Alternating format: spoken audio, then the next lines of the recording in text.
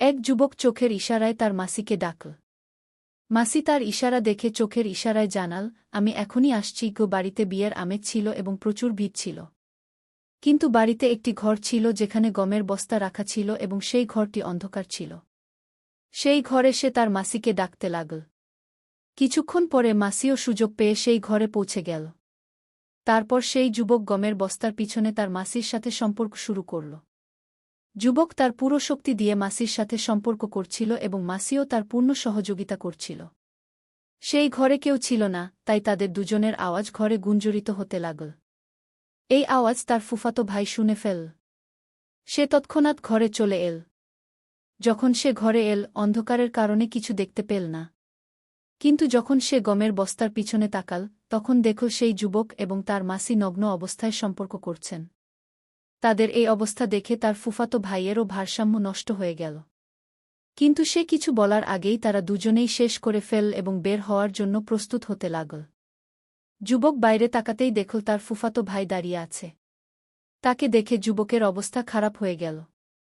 এখন সে ভাবতে লাগল, এটি সব দেখে ফেলেছে এবং সবাইকে বলে দেবে কি। তখন সে তার ফুফাতো ভাইকে অনুরোধ করতে লাগল যেন সে কাউকে কিছু না বলে। তার ফুফাতো ভাই তখন তাকে বলল, তুমি সম্পর্কগুলো কলঙ্কিত করছ এবং নিজের বাড়িতেই এমন অন্যায় কাজ করছ। আমি সবাইকে বলে দেব। যদি তুমি চাও যে আমি কাউকে না বলি, তাহলে তোমার মাসিকে বলো, সে তোমার সাথে যা করছিল আমার সাথেও তা করুক গে। এই কথা শুনে যুবকের মাথা গরম হয়ে গেল।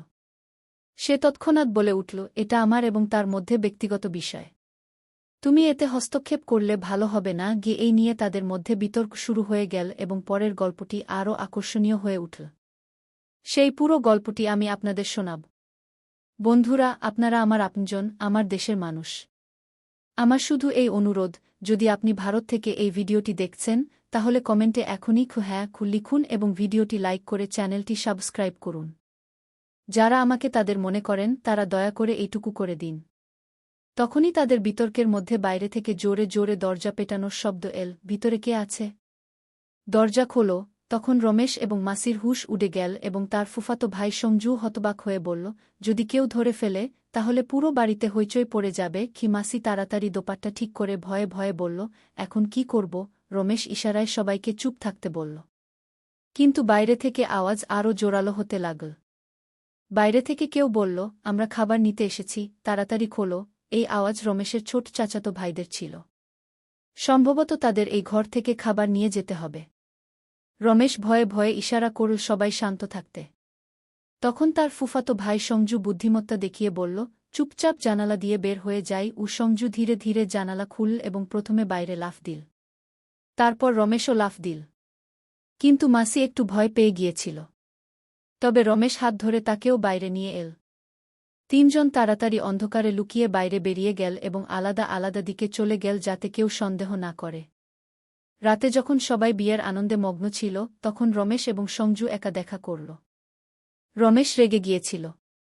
তখন সে বলল, দেখ, তুমি যা বলেছ তা আবার বলো না কি। তখন সঞ্জু হেসে বলল, ভাই, তুমি তোমার মাসির সাথে মজা করতে পারো, কিন্তু আমি পারি না। এটা কোনো ন্যায়? তখন রমেশের রাগ বেড়ে গেল। কিন্তু তখনই তার ফুফাতো ভাই সঞ্জু ধীরে ধীরে বলল, যদি তুমি চাও যে আমি কাউকে কিছু না বলি, তাহলে মাসিকে বলো, সে তোমার সাথে যা করেছে আমার সাথেও তা করুক। না হলে সকাল হওয়ার আগেই পুরো পরিবার জানতে পারবে তোমরা কি করেছ গিয়ে। এই কথা শুনে রমেশের রক্ত গরম হয়ে গেল।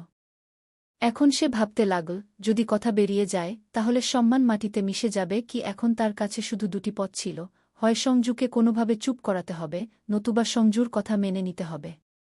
তখন রমেশের মাথায় একটি বিপজ্জনক পরিকল্পনা এল। সে সঞ্জুকে চুপ করানোর জন্য যে কোনো কিছু করতে প্রস্তুত ছিল। যদি আপনি এখনও গল্পে আটকে থাকেন, তাহলে দয়া করে ভিডিওটি একটি লাইক করুন। এখন তার কাছে আর কোনো উপায় ছিল না, তাই সে গিয়ে পুরো ঘটনা তার মাসিকে বলল।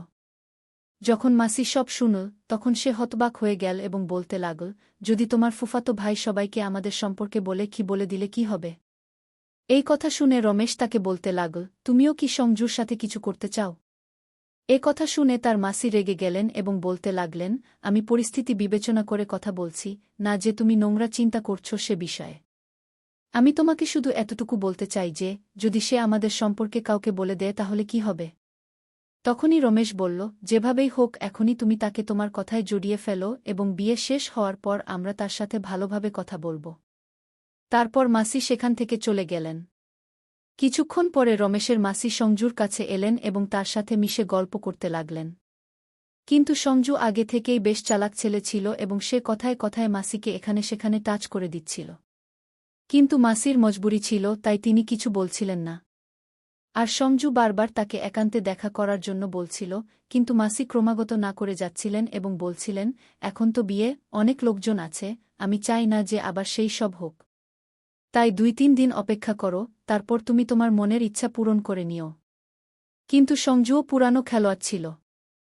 তাই সে মাসির কথায় বিশ্বাস করছিল না। সে ভাবছিল যে যদি মাসি এখন হাত থেকে ছুটে যায়, তাহলে পরে আর কখনো তার সাথে কিছু করার সুযোগ মিলবে না। তাই সে মাসির পিছনে লেগেছিল। কিন্তু মাসি কোনো না কোনো অজুহাত দেখিয়ে তাকে টালবাহানা করছিলেন। মাসিও দেখতে কারো থেকে কম ছিলেন না, খুবই সুন্দর গোড়া চিটে এবং আকর্ষণীয় ছিলেন। তাই তার ফুফাতো ভাইয়ের মন তার দিকে থেকে সরছিল না এবং সে এই দুজনকে আপত্তিকর অবস্থায় দেখেই ফেলেছিল। তখন থেকে তার মনে শুধু সেই দৃশ্যই ঘুরছিল।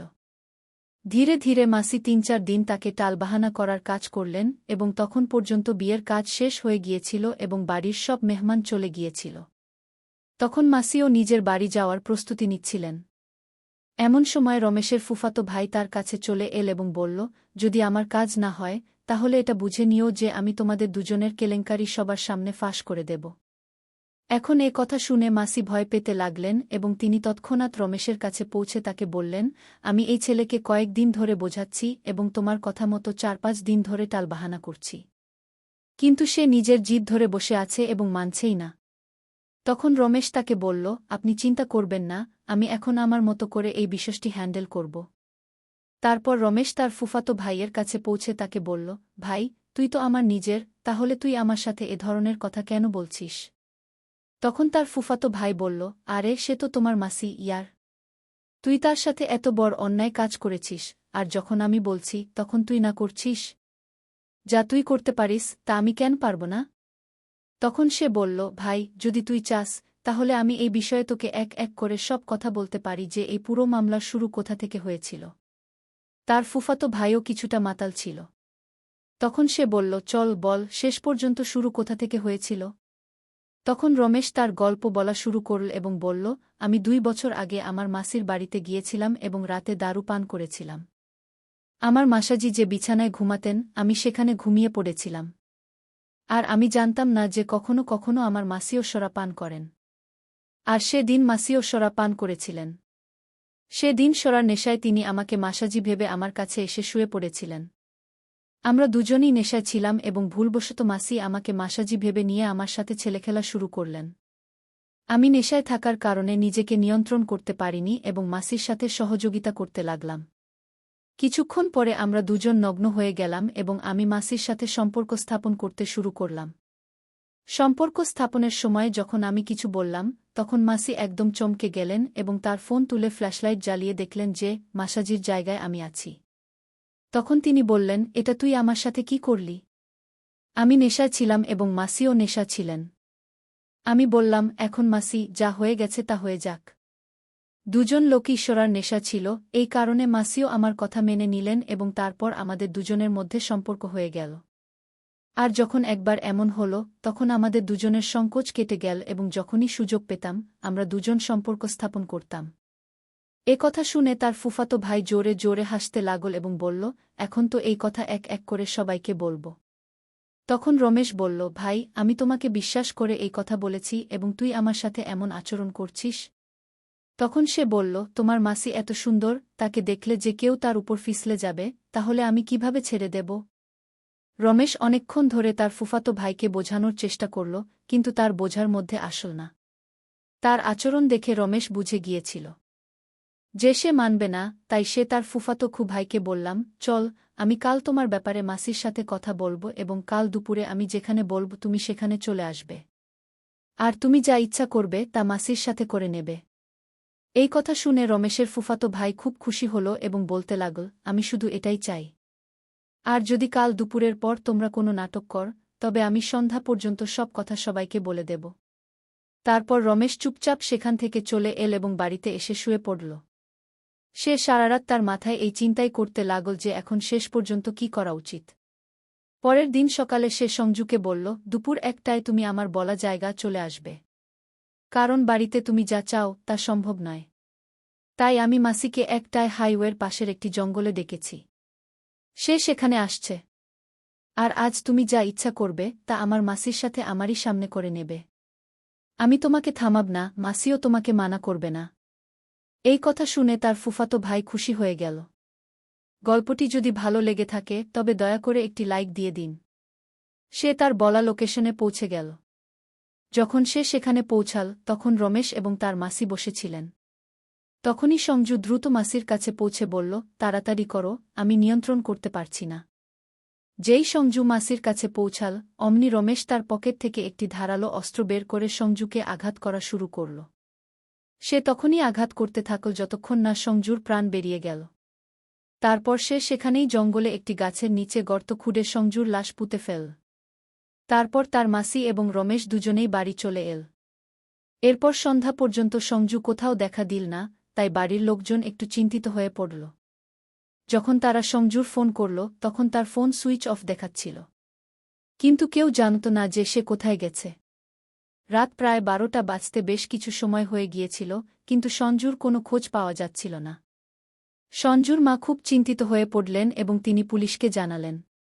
পুলিশ এসে একে একে সবাইকে জিজ্ঞাসাবাদ করল, কিন্তু সঞ্জু সম্পর্কে কেউ কিছুই জানত না। যখন রমেশ এবং তার মাসিকে এই বিষয়ে জিজ্ঞাসা করা হল তখন তারাও স্পষ্টভাবে সবকিছু অস্বীকার করল। এখন সঞ্জু সম্পর্কে কোনো তথ্যই পাওয়া যাচ্ছিল না। পুলিশ সঞ্জুর কল ডিটেইল চেক করল, কিন্তু তাতেও কোনো নম্বর পাওয়া গেল না যা থেকে কোনো সূত্র মিলতে পারে।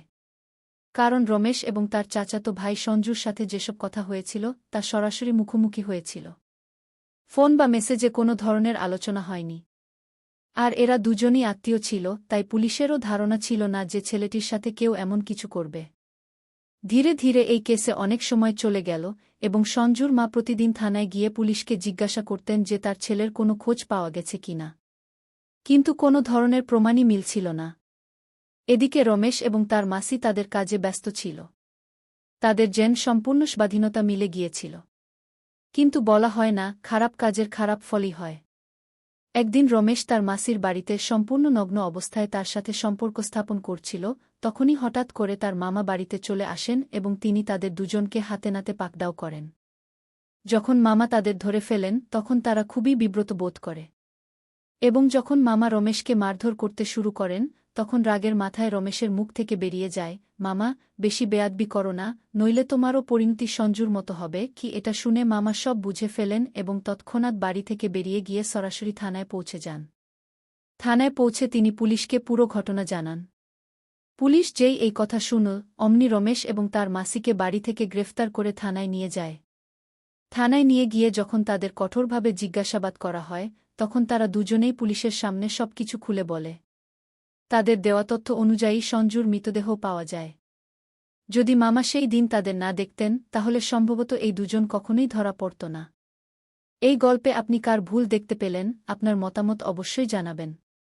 আমি আপনার মতামত খুব পছন্দ করি, তাই দয়া করে কমেন্ট করে আপনার মতামত জানাবেন। বন্ধুরা, আবেগের বশে মানুষ এইভাবে সম্পর্কগুলোকে কলঙ্কিত করে ফেলে, কিন্তু এই ঘটনাগুলোর সমাজে খুব খারাপ প্রভাব পড়ে।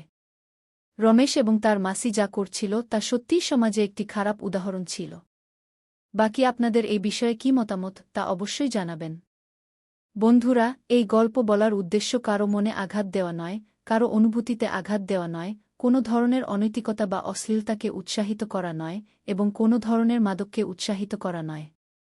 এই গল্পের উদ্দেশ্য সমাজে ঘটে যাওয়া এই ধরনের বিষয়গুলো সম্পর্কে সচেতনতা তৈরি করা। আমরা এই গল্পের মাধ্যমে একটি শিক্ষামূলক বার্তা দিতে চাই যে সমাজে বসবাসকারী মানুষ এই ধরনের বিষয়গুলো সম্পর্কে সচেতন হোক এবং এমন ঘটনাগুলো সম্পর্কে তাদের দৃষ্টিভঙ্গি গড়ে তুলুক। এবং এই ধরনের ঘটনা থেকে নিজ নিজ বাড়িতে সতর্ক থাকুন, সচেতন থাকুন এবং নিরাপদে থাকুন। দেখা হবে আপনাদের সাথে অন্য কোনো গল্পে, ততক্ষণ পর্যন্ত নমস্কার।